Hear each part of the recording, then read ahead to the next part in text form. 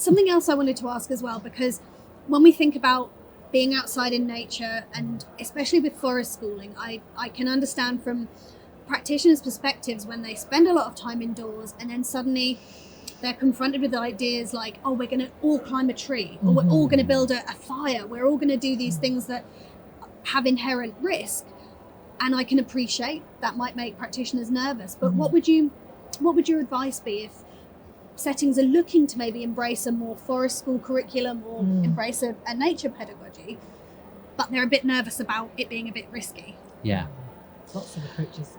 Loads of approaches. I mean, if there's nobody in the setting that's got any experience of this, then there's a number of routes, isn't there? You can go along to settings that are already doing it to pick up ideas and practice and stuff, but there's nothing like actually going and doing a bit of training. And it doesn't have to be the full forest school training, because that's a huge commitment, costs quite a bit. And it may be doing, like Marina does a lot of forest kindergarten training, which is just a couple of days, isn't it? It's a shorter thing. And it is about giving people the confidence just to step over that threshold, and some simple routines, simple ways of doing that risk-benefit analysis and the control measures that often are fairly simple. And it is just that extra little bit of confidence to step outside, really.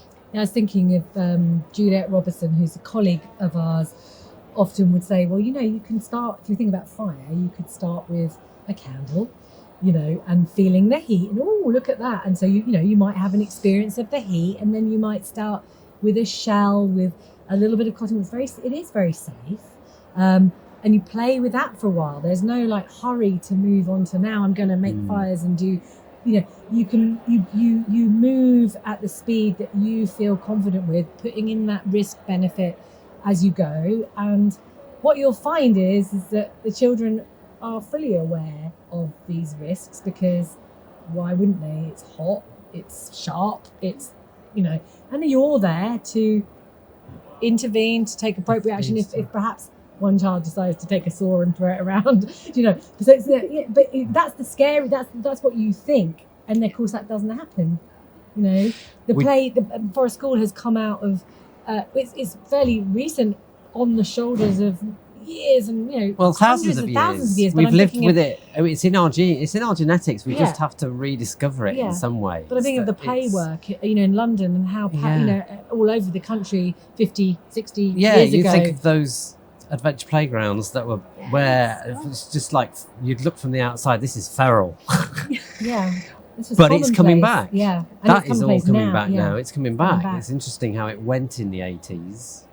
But in the 70s and the early 80s, that was all the rage, and then it went, and now it's coming back, and these things go in cycles, isn't it? But it is just that one little step at a time. Steps. Yeah, and also we do need to really understand that the benefits of these risks. We really need to know that, and we both work with a lot of families who have a lot of challenges, and their home life is very risky. So this, we're not really talking incomparable a lot of risk, but making the right, having the steps is also important. But we've got to take those steps, because the benefits are huge in multiple areas of development, of culture, of society. And we're building a future here. So it's very important. We've just been doing, in the presentation, there was a section on the risky play types that Ellen Sandseter, who's one of the leading Scandinavian pedagogues, professors in all of this in early years, and she's showing through the pandemic how even more important that it is that children are given this container to take those risks, particularly in her 6 risky play types, and so that we can be more resilient and cope with the stresses that are really coming through in this day and age.